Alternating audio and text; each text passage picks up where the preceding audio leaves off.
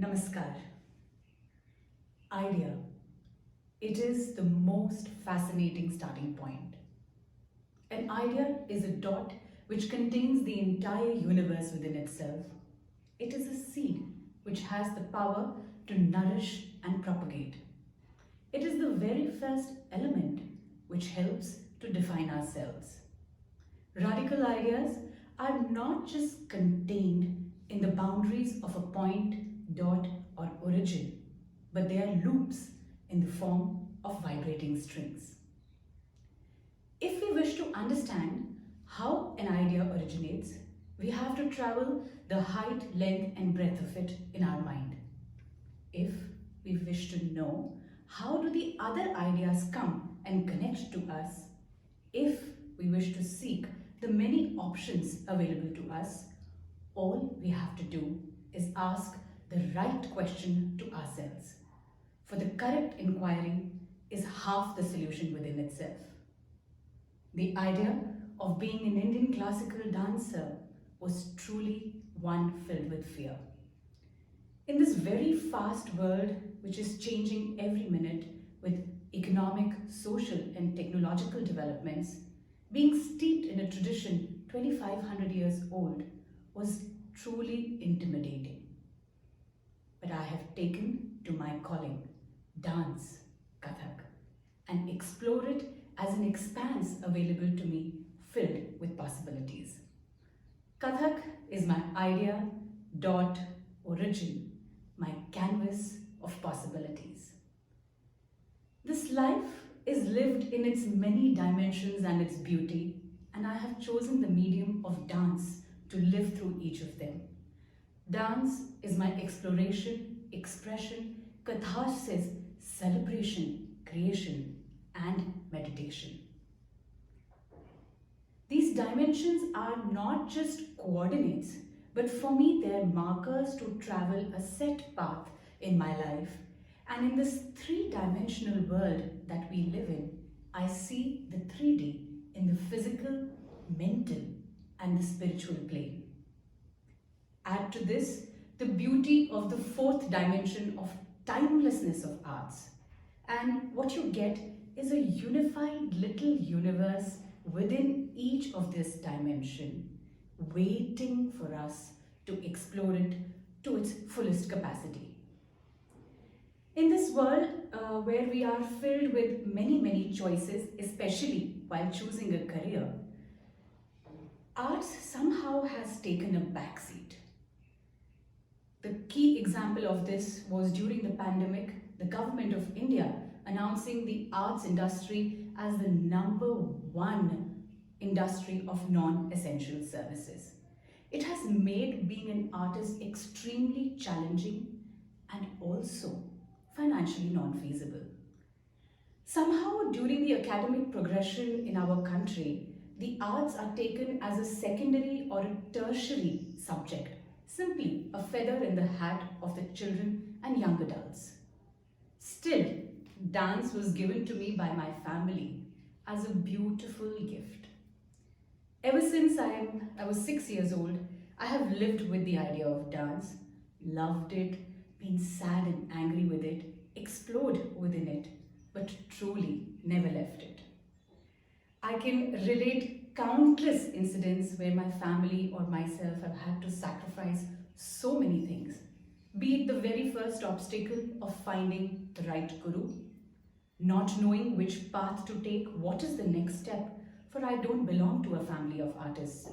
It could be as trivial as not attending a family function or a holiday. The obstacles were many, but my family made every conceivable contribution. All I did was keep this idea close to myself and make it bloom in the many dimensions.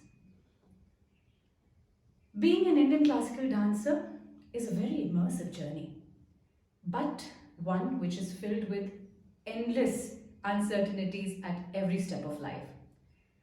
I have had to sit with myself engulfed in self-doubt, fear, and low motivation.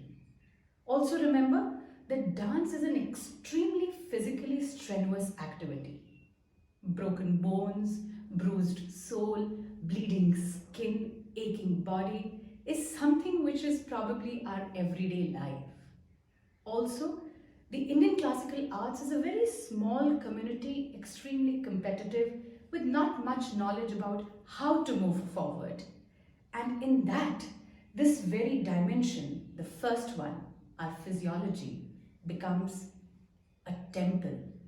The temple of each and every dancer is this very vessel.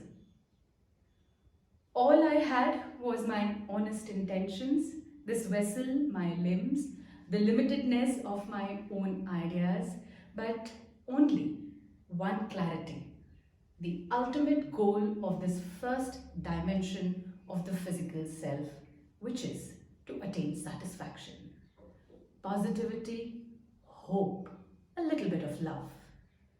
And taking the tools of practice, patience, perseverance from my dance, adding to it a lot of hard work, a complete surrender, I slowly have found my own way of finding a satisfaction within this vessel. It is then that it dawned upon me that life is not an algorithm. It cannot be predicted by any mathematical formula. It cannot be contained within the limitedness of the characters in a tweet. It definitely is not all about the choices made by artificial intelligence, or it really is not how glorified we make it sound in our social media setup. Life in itself is an evolving dimension of ideas, possibilities, waiting for us to slowly unfold it. So if we are wrapped in so many dimensions, what is it that is going to help us define ourselves? How do we carve a path? Do I follow the footsteps of a legend? Do I become a path breaker and innovator? How do I find a balance in this mental dimension which is always filled with stress, angst, anger, aggression? And how do I reach a state of peace? I have also crossed each of these hurdles in my life over the 35 years of being a dancer.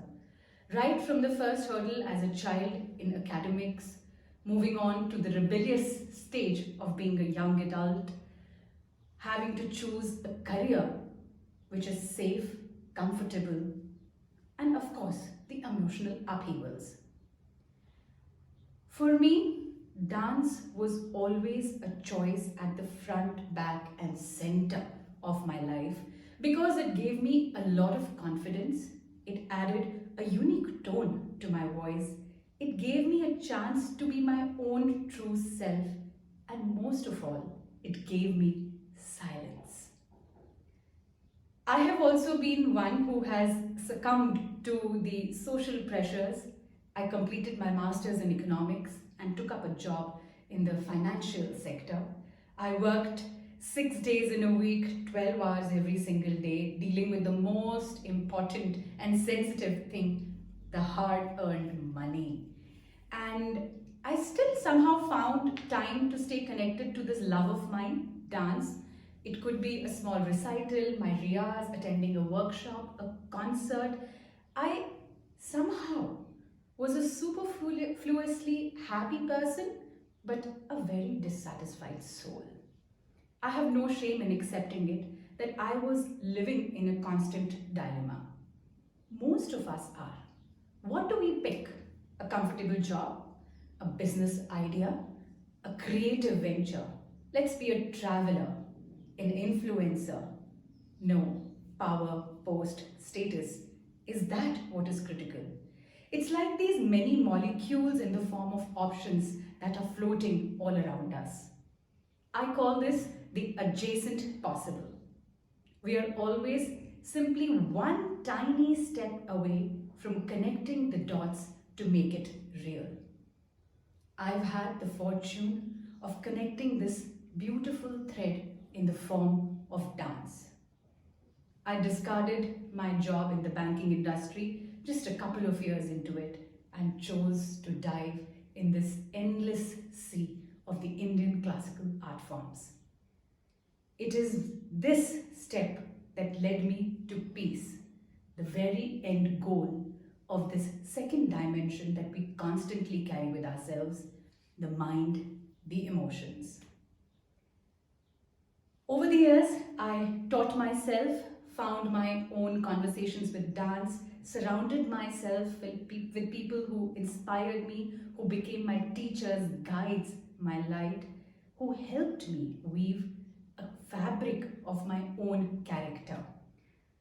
And don't please be fooled that this world of arts is very easy, because it is not an end with a degree of studying 16, 18 years in our life.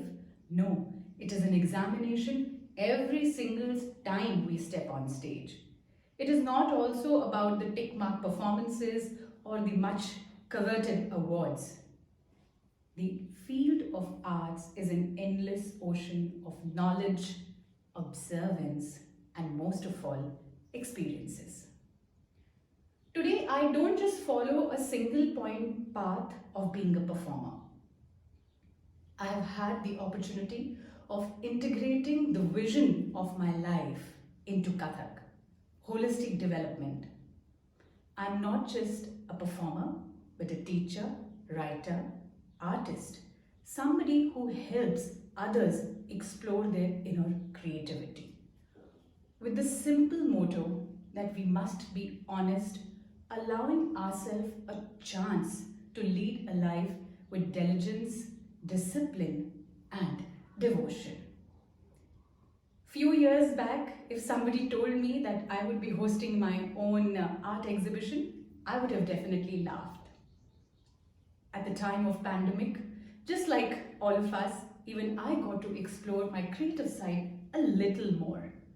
And I never thought I could be a published author. If you asked me I could create my own audio-video content, I would not have believed it. But all I did was see these little love affairs that we have in our life. I brought them together and aligned them to the larger vision of my life. I have found beauty in the simplicity of being centered by being alive to each and every moment that we have been offered. I really feel that artists, dancers, we are all blessed because we live in the most important dimension of humankind, the dimension of exploring ourselves spiritually. Dance in particular is a very ephemeral art because it is alive only in that moment till the time you see it happening in the body of the dancer, and even the dancer herself is a witness to the danced. The classical art forms are actually a journey inwards, whether you are performing, teaching, creating, researching, even in every moment of your life spent in the space of riyaz or practice. The sound of ghungroos for me is a chant of healing, the movement, a conversation with myself, the expression and abandon, aligning the physical and mental dimensions of my life. The timelessness, the fourth critical dimension, I see it in these little moments of bliss, like drops that I can accumulate and take it within myself when I am in the perfect harmony with the macrocosm. It truly brings rise to the deepest possible silence amidst all the chaos. Today, dance is not just my creative odyssey, my way of life or meditation. It is my path of awareness. I see quietude in every minute that I positively engage with my art form. It is like an all-consuming expanse of love and peace. All you have to do is be present to it with your totality, whether you are an artist, an audience, a a witness or a seeker. Today we are actually living in probably the most challenging time, something completely unprecedented. Firstly, the pandemic, and now this war. Everything seems to be falling apart around us at this point of time. There is a complete environment of negativity, chaos, and clutter. Recently, I came across a tweet by Lord Ashcroft, which shared a video of a young pianist from Ukraine. That video has moved me even when I simply speak about it. The young girl uncovers her piano in Ukraine, dusting off the debris, the ash, the shattered glass, and begins to play a very soulful melody. Slowly, the video pans out to the real world, the brokenness of our system, the shattered beings, death, destruction, devastation. But the rendition of the music continues, for the pianist, filled with sensitivity, this extreme pain we all are engulfed with. Such is the power of arts. It gives you a space of being sensitive, kind, compassionate, empathetic. Allowing yourself to feel the emotions in their most raw form, whether it is good, whether it is bad. And finally, providing you with a path to heal. I live in gratitude for all those moments where I have been in symphony with myself and the cosmos. Dance for me is each moment lived with complete abandon and total surrender.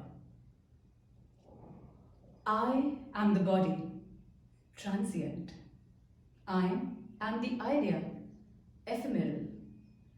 I am the smile of the universe, the fire in the light. I am the expanse of the wide open sky.